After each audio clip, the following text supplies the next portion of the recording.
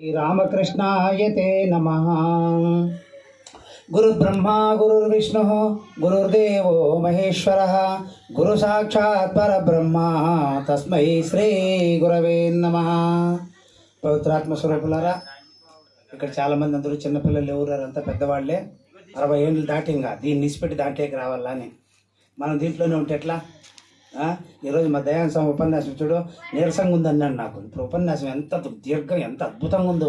దానికి కారణం మా మాతాజీ చిన్న పాయింట్ ఇచ్చింది, ఇంకా ఆ పాయింట్ని పట్టుకొని అద్భుతంగా ఉపన్యాసం చెప్పాడు. ఉత్సాహం ఆయన కూడా 60-70 ఏళ్ళు మీరు అనుకుంటారు, లేదా యువకుడు అంత ఇదిగా ఉంటాడనమాట. చాలా సంతోషము. మా దయాన్ స్వామి ఇట్లే ఇంకా కొన్ని ఏళ్ళు ఇట్లా కర్మలు చేస్తూ పిల్లవాడిలాగే ఉండాలని మనంతా కోరుకోండి.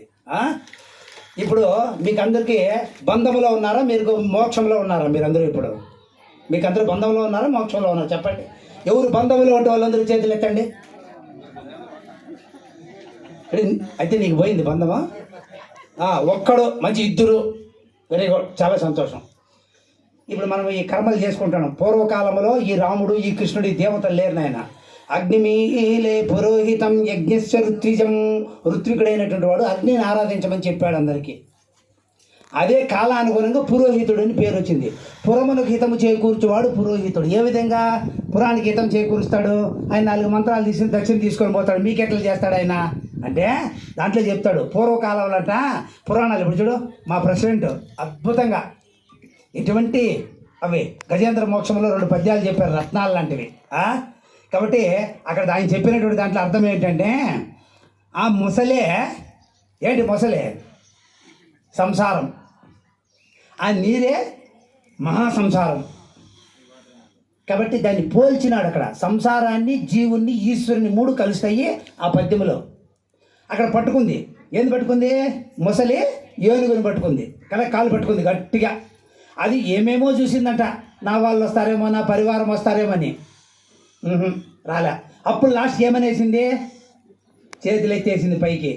ఇంక నా వాళ్ళు లేరు స్వామి, మా లేదు, ఉండేది నువ్వు ఒకడమే ఉండేదని చెప్పేసినాడు. అప్పుడు భగవంతుడు వచ్చి దాని సంసారం అనే తలకాయని ఖండించినట్ట ముసలికి.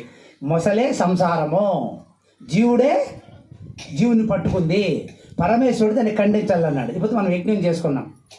దీంట్లో యజ్ఞార్థం కర్మణో నేత్ర లోకోయం కర్మబంధన. లోకమంతా కూడా కర్మబంధన, కర్మబంధములో ఇరకపోయిందంట. ఏమనే కర్మమో? ఈ సంసారం అనేటువంటి కర్మములో ఇది మొత్తం అంతా వెనుకబడిపోయింది ఈ జీవుడు. ఇతన్ని తప్పించుకోవాలంటే మళ్ళీ దాంట్లోని దాన్ని అదే శ్లోకాన్ని ఇట్లా తిప్పేయాల. యజ్ఞార్థం కర్మణో నేత్ర. ఎవరైతే యజ్ఞార్థం కర్మ చేస్తారో వాళ్ళకు బంధనము వీడిపోతుందంట. ఇప్పుడు మనకు 3 కర్మలు చెప్పారు శాస్త్రంలో: నిష్కామ కర్మ, సకామ కర్మ, నిషిద్ధ కర్మ.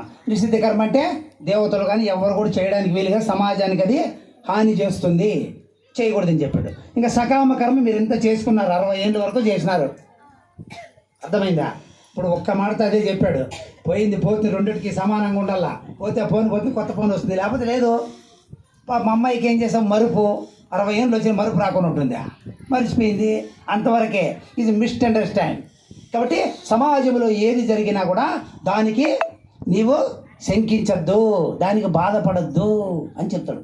మనకు అప్పుడే ఆన్సర్ వచ్చేసింది, వెంటనే సెల్ ఫోన్ వచ్చేసింది. మీకు అందరికి కూడా ఇది అయిపోయే లోపల మోక్షం వచ్చేస్తుంది. పోండి, మీకేం భయం లేదు. ఎప్పుడు వస్తుంది?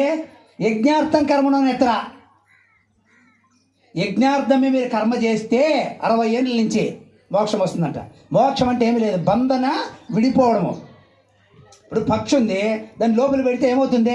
వాకిన్లు వేస్తే, వాకిన్లు తీస్తే దానికి ఆనందం, అంతే. మీరు కూడా విడిపడి అన్నట్టు ఏదైతే మీరు పట్టుకున్నారో ఆ పట్టుకుంటే దాన్ని వదిలిపెట్టమని చెప్తుంది. ఆ వదిలిపెట్టాలంటే యజ్ఞార్థం కర్మణో నేత్ర, యజ్ఞకర్మలు చెయ్యండి అని చెప్పింది. ఈ యజ్ఞకర్మలు ఎందుకో? ఇప్పుడు మీరు చేసుకున్నారు, అవన్నీ మీకు ఉపయోగపడతాయి. ఇప్పుడు వీటికి వచ్చారు, చేశారు, మీరే మాకు 50 రూపాయలు దక్షిణ పెట్టాలా. ఈ కర్మ చేసే దానికి మీకు ఫలితం సమాజానికి పోతుంది, ఈ ఫలితం మీకు రాదు. ఒక భాగం వస్తుంది మీకు కూడా. ఆ యజ్ఞకర్మలోనే మనకు ఉపయోగపడేది ఉంటుంది, సమాజానికి ఉపయోగపడి ఉంటుంది. అందుకోసమే యజ్ఞార్థం కర్మణో నేత్ర లోకోయం కర్మబంధన తదర్థం కర్మ కౌంతేయ. కౌంతేయ అంటే మనందరం కూడా కౌంతేయులమే.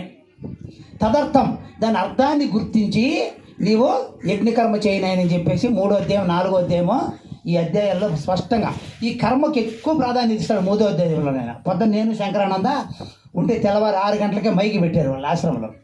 సుందర చైతన్య స్వామి దానికి వ్యాఖ్యానం క్లుప్తంగా చేశారు. ఘంటసాల గారు చేశారు, ఎందులో చేశారు. కానీ అద్భుతమైనటువంటిది మీకు ఇక్కడ భగవద్గీతలు పెట్టారు. ఇప్పుడు మీరు తీసుకున్నారో లేదో, దాన్ని మీకు చదివేది లేకపోయినా అది యజ్ఞకర్మ. దాన్ని తీసి మీరు ఒకరికి ఇస్తారు, ఒక పండితుడికి చదువుకున్న వాళ్ళకు యజ్ఞకర్మ అవుతుంది. యజ్ఞం చేశారు, ఒకరికి నీళ్ళు ఇచ్చారు, ఇక్కడ అన్నదానం పెడుతున్నారు. ఇంకోటి ముఖ్యంగా ఈ ఆశ్రమానికి వృద్ధులు ఉంటారు. వృద్ధాప్యంలో ఏం చేయాలా? జ్ఞానాన్ని ఆర్జించాలి. కాబట్టి ఇది మంచి చక్కటి వాతావరణము. మీరు అడవిలో ఉన్నప్పటికీ కూడా ఇది అడవి అనిపించదు మీకు. ఎక్కడ ప్రశాంతత, శరీరానికి మానసిక ప్రశాంతత ఉంటుందో ఆ ప్రశాంతతే ఫ్రీడమ్ అంటారు. ఆ ఫ్రీడమే మోక్షం. మోక్షం అంటే విడుదల. ఇప్పుడు మంచి స్థలానికి వచ్చారు మీరు, భార్య పిల్ల సంసారం అవన్నీ వదిలిపెట్టి ఇక్కడ మళ్ళా ఈ కార్యక్రమం ఇక్కడ చేయాలని అనుకోవడం ఎందుకో.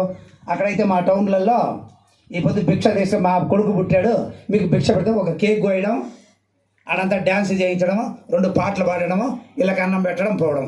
మనకు ఆ దరిద్రం వద్దు. దీపాలు ఆరిపోయేది, మనం దీపాలు మలిగించేది.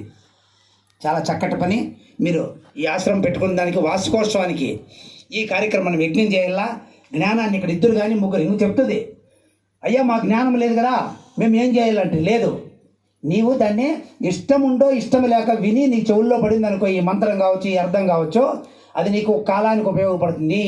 అందుకే పిల్లలకి మనం ఇవన్నీ ఎందుకు నేర్పిస్తామంటే, ఆ పిల్ల వయసులో ఎవరికి ఏముండదంట. 40 ఏళ్ళు వచ్చేంత వరకు అది ఏది శాశ్వతం కాదంట.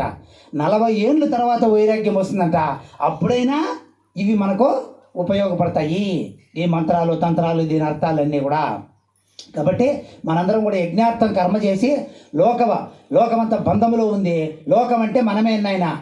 లోకం అంటే చాలామంది ఏమనుకుంటారంటే పంచభూతాలతో కూడి దానికి లోకమని పేరుంది, కానీ దానికి బంధం లేదు. సహజంగా దానికి మోక్షం ఉంది, విడుదల ఉంది. బంధం ఉండేది మానవుడికే, పశుపక్షాదులకు కూడా లేదు. ఈ చెట్లకి లేదు, చామలకు లేదు, భూమికి లేదు. బంధం ఉండేది మనకే. కాబట్టి యజ్ఞార్థం కర్మణం నేత్ర, నీవు యజ్ఞకర్మలు చెయ్యి అన్నాడు. పూర్వకాలం రాజులంతా చేశారు. ఏమే ఇప్పుడు కూడా ఈ ప్రభుత్వాల్లో, ఇంతకుముందు కూడా మీరేదో ఆదర్శంగా చెప్తారు. మా దయానంద కూడా ఒక మాట చెప్పా, వాళ్ళ గురించి మనం ఈ స్టేజ్ మీద ఏం అనుకోవద్దు. ఏంటంటే మనమే సాత్వికులము, మనం ఈ సమస్తం అంతా పోయినా చింత లేదు, మాకు మోక్షం కావాలనే వాళ్ళు మనం ఎట్లా పంచమాలలో అవుతామో. వాడు తమో గుణములో ఒకడు ఉండే, ఒకడు రజో గుణములో ఉండే, వాళ్ళ గురించి దరిద్రం మనం అనుకోవడం. వాళ్ళు ఎప్పుడో మన కాలి గోటికి కూడా పనికిరారు. అది మన విశ్వాసం.